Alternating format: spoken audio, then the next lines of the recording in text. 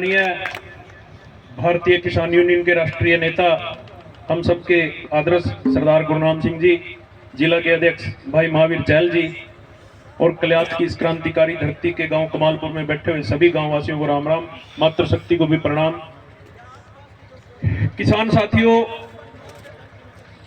किसान की एक आदत है कि जब बीमारी उसके घर में घुस लेना और मर्ज पीजीआई का हो तो फिर वो कहते हैं अब तो पीजीआई ले जाना पड़ेगा। ये आप लोगों ने पीजीआई वाला मर्ज खड़ा कर लिया।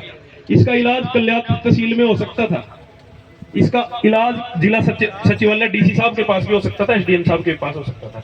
लेकिन अभी बिना बात की एक हमारी जमीन हमसे पूछ के एक्वायर कर रही। अब भाई बता रहा था कि गांव में जो कलेक्टर रेट है वो 22-23 लाख रुपए है। हम खुश हो जाते हैं कि 68 लाख रुपए मिल रहे हैं। अच्छा, खेत में डांगरा समेत अगर खेत में कोई बाड़ा बना रखा है, कोई घेर बना रखा है, उसमें 2-2 लाख की मैस भी खड़ी है। 68 लाख का नाम सुन सर ने कहेंगे सारा बाड़ा ने भी मैस ने भी और ट्रैक्टर ने भी सारे ने इकट्ठे ले जो, कोई नहीं बोलिया। इसी तरह का सेम मसला पपनावा गांव में था, बिल्कुल इसी तरह रास्ता का मामला था। जेड का पुल बन रहा था, माटी गिरनी शुरू हुई, पुल सड़क वहां बनती आ गई वहां तक। पपनावा के लोग भी आप इस क्षेत्र की तरह क्रांतिकारी लोग हैं। मेरा गांव डांड है, पपनावा मेरा गुआंड है। वहां वो लोग टेंट रख के बैठ गए और वो डंपर वाले नहीं माने, वो मिट्टी घेर रहे थे। गांव से 20 ट्रैक्टर निकले, पूरा का पूरे डंपर का पूरा रोड सड़कों में मिट्टी अपने खेतों में सार दी। वहां पुल देना पड़ा, उनकी मजबूरी थी।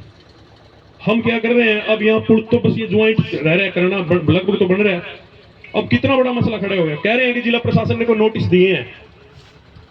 जो गांव की कमेटी कह रही है कि जिला प्रशासन ने नोटिस दिए हैं, आप पहले अपने जिला प्रशासन ने जो नोटिस दिए हैं, जो यहाँ इस धरने की कमेटी है, वो बिल्कुल बारीकी से उस चीज का मौका और मुआयना करे। अगर वो संतुष्ट हैं, हम संतुष्ट हैं कि भाई यहाँ इस हिसाब से पुल बनना चाहिए, एक पुल ये और एक वो, तो ठीक है।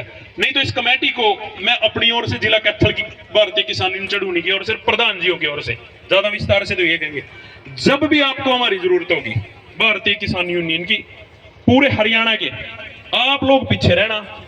अगर कल्यात रोकना पड़ा कल्यात रोक देंगे और जिला कैथल रोकना पड़ा तो आपके आगे खड़े होकर जिला सचिवालय को भी रोकने का काम करेंगे, जब तक आपकी मांगे नहीं मानी जाएंगी, पीछे हटने का काम नहीं करेंगे। ये आश्वासन और ये वादा मैं प्रधान जी की ओर से आपको भी दिलवाता हूं।